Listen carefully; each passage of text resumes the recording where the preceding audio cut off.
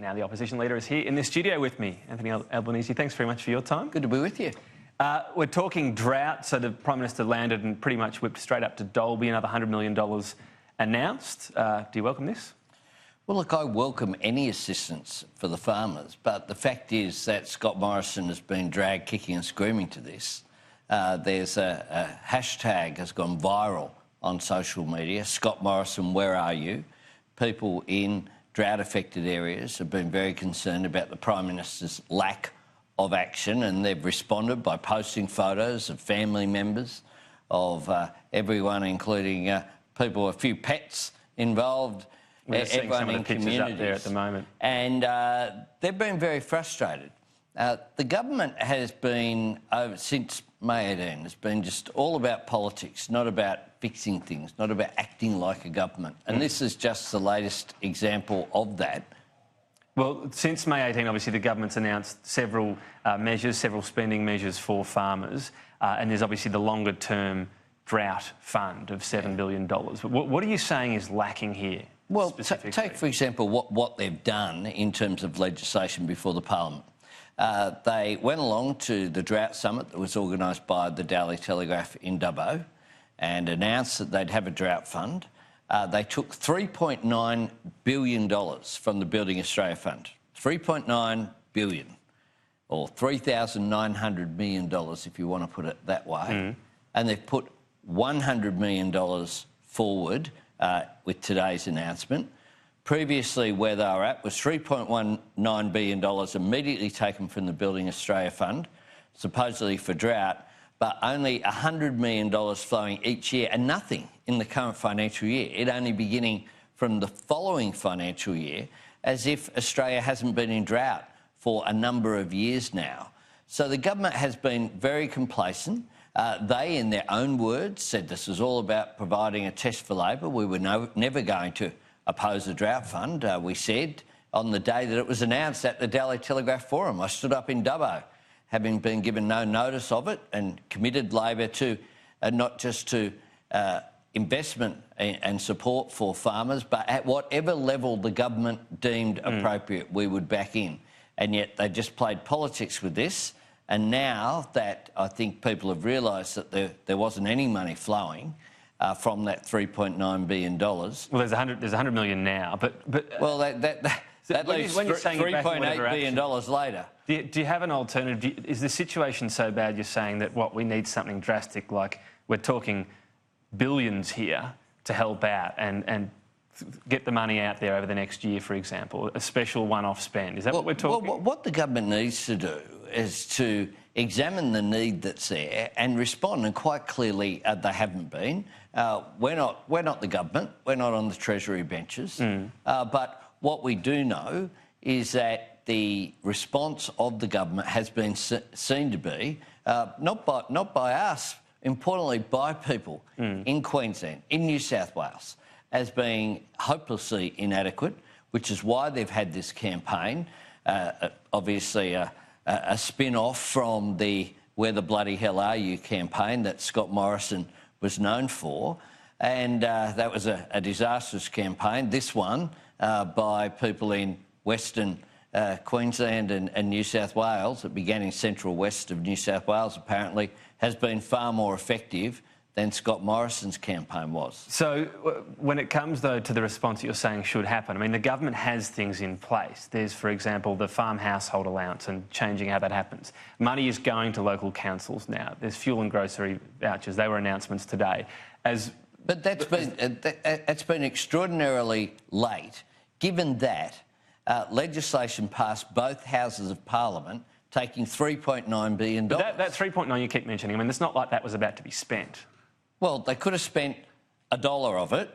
Today, now, we've had $100 million announcement, but they took $3.9 billion and said it was all about the drought, and then announced as part of that $100 million would begin in the financial year 2020-2021, then $100 million after that. The previous role of that money, given it was about infrastructure, it's not like it was about to be spent on water or fodder or emergency payments, right?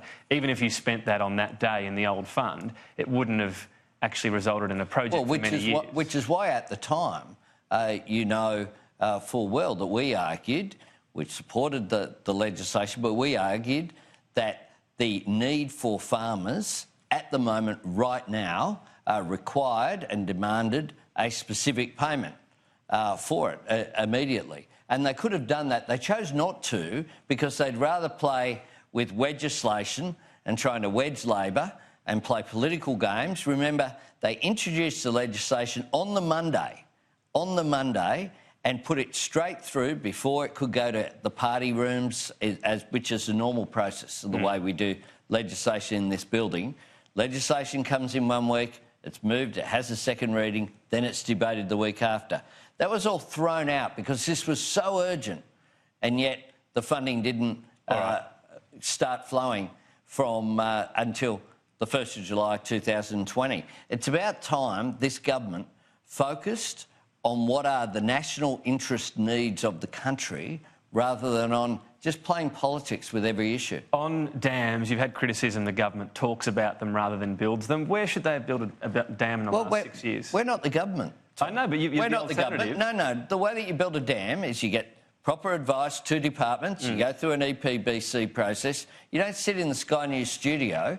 But there are projects out there. They have talked about building dams, but they haven't built any. I mean, it's quite extraordinary, the number of mentions, literally thousands of mentions of dams by this government, and yet not a single one being built. I mean, you've been within infrastructure, though. Surely you would have seen a few projects you think absolutely should have been. Can you name any that should have been built or started on in the past 6 years? I'm not the government, Tom. I know, but you still might... I'm not the government. I don't receive the submissions from state government and local government to the Shadow Minister. Breaking news here, Tom. We're the opposition. The government will have had submissions. Infrastructure Australia should be examining these issues as well about which ones should be brought forward. Which ones? Well, there is a priority list for Infrastructure Australia anyway. Are there any on there that should be built, for example? That's available to anyone. It's a website. Well, it's a website. You can look at the website. The fact is, we're not the government, Tom. The government keeps talking about building dams. They just don't build any. All right. And that's typical of the government, which, in terms of its big spend on infrastructure it talks about in general, overwhelmingly, a vast majority is outside of the forward estimates, outside of the next 4 years. So there are a range of projects that it has announced specifically, some of which funding starts flowing from 2026, 2027. Okay. Just on dams, the Victorian government the other day said, we don't want any. It's hard to build them then, isn't it? They need approval from the state, so... There are other states other than Victoria. Should Victoria change its mind? Well, that's not a position that I support. I support an examination if it's appropriate to build them, if they're going to make an achievement, if they satisfy the environmental requirements. I mean, they're the processes that go through. And I had a question earlier today about, well, isn't it state and local government that do dams? Well, it is... No one has made Barnaby Joyce and Michael McCormick and David Littleproud and all these nats, one after the other, go to the dispatch box and talk day in, day out about building dams. It's right to say you can't build them. The federal government just can't march in and build a dam. Well, they can't build a road either. They can't build a railway line. But they're not getting pushback on building roads from state governments. I reckon there's quite a few... There's a big one in Victoria they don't want to build, but anyway, I don't want to... Well, because it doesn't add up. All right. Well, they're doing a new case for that one. I know you're very big on infrastructure, so I won't go down that rabbit hole, and that refers to your tie as well, if you like. On drought, in a long-term sense, Anthony Albanese, what about our climate commitments? Were your comments this week a marker that you're going to keep a very ambitious target? You're not going to take the last election as a sign that Labor needs to pull back? Look, climate change is serious, and we're reminded all the time. You can't say that any specific weather event, that's because of climate change. You know, there have been droughts before. There's been extreme weather events before. What you can say, though, is that the science is telling us that those events will be more frequent, will be more extreme. We do know that the sort of weather that we're seeing at this time of the year is extraordinarily unusual. We know that. Of the last 5 years, they have been the hottest period on record since we've been recording temperatures on this planet. So we know that that is the case, and we know that there are extreme weather events. We know we need to act. So we will be ambitious in what we put forward at the election. We've got till 2022 to work on that. And what we want also is for the government to listen to the business community who are crying out for investment certainty. They want a policy framework in which they can invest. Because Scott Morrison went along to the UN and spoke about our targets as if they're going to be met. They are not on the government's own figures. Emissions have been rising consistently since 2014. They fell under Labor, they've been going up under this government, and they're projected to increase every year by the government. It's by the Department of the Environment, not by Labor. These are government projections that it will increase every year up to 2030. Labor's position on this, though, because, as I said, the last election, there are plenty of Labor MPs saying, will this hurt us? Would you be willing to take a position that might not be particularly popular right now on climate because you feel like it's the right thing to do? Oh, we'll do the right thing. We have responsibility as policymakers. And that goes beyond chasing votes. To do the right thing. Our responsibility is far beyond just politics and seeking votes. We have a responsibility to my family, to my family to come, hopefully grandkids down the track. We have a responsibility. I mean, it's like, pollution, someone has to pay for it. And what we're doing at the moment is saying, oh, well, don't worry about it. We'll just put that off. Now, when I was my son's age, it was pretty common for people to throw things out of the windows of cars and not worry about rubbish, drop things on the street. People don't do that anymore.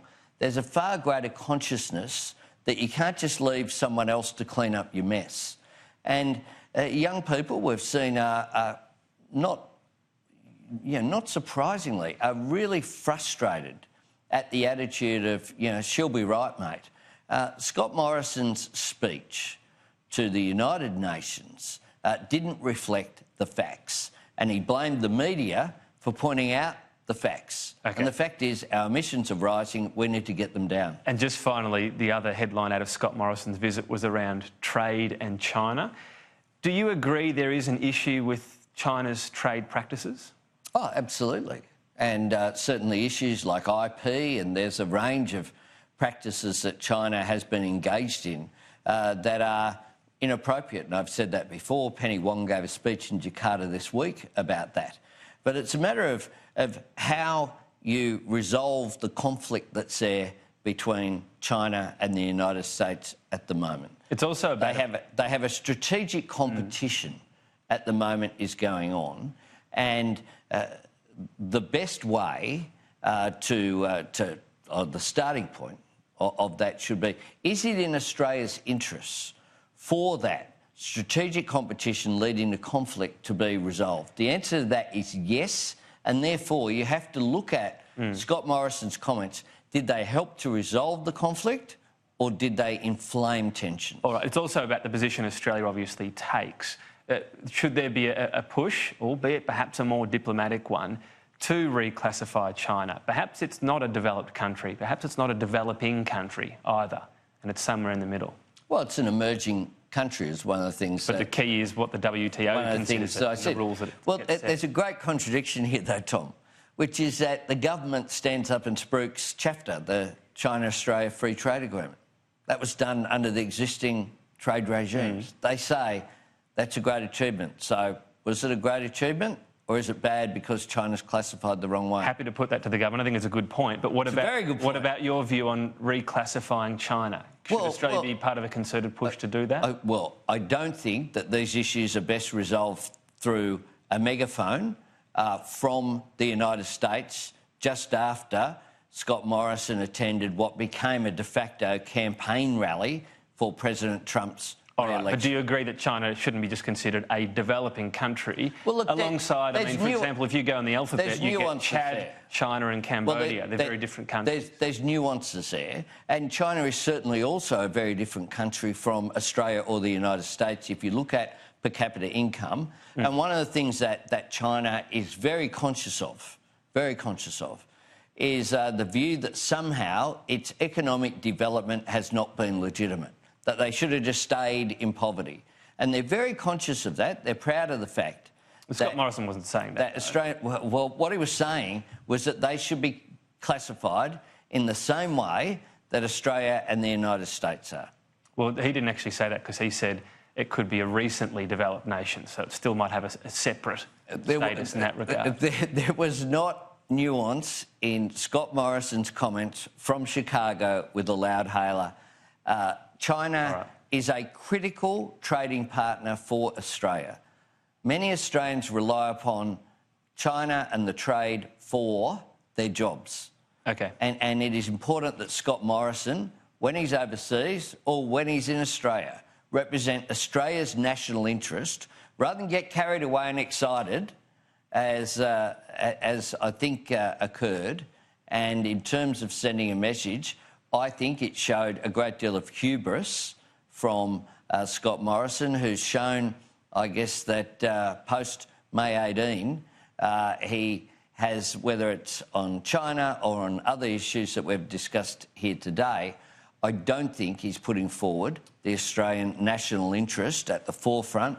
It's all about politics, and in this case, it certainly appealed to President Trump, and indeed President Trump used very similar language to Scott Morrison. Well, you might say, the day after. You might say he was pretty used to using that language. Anthony Albanese, you've been generous with your time. Enjoy the match tonight. I suppose as a Canberra resident, I shouldn't say good luck, but enjoy it. Thank you. Indeed.